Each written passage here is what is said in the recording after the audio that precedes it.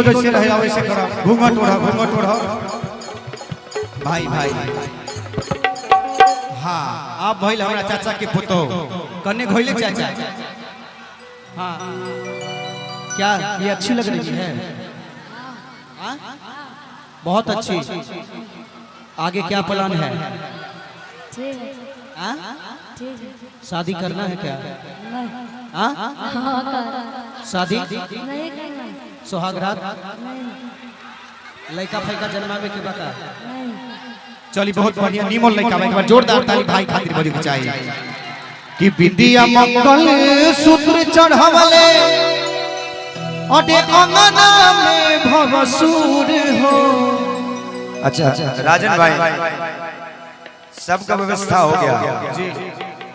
ये तो खतरनाक है ये बहुत खतरनाक। लेकिन देखिए हमारे रवीश यादव जी के जीजा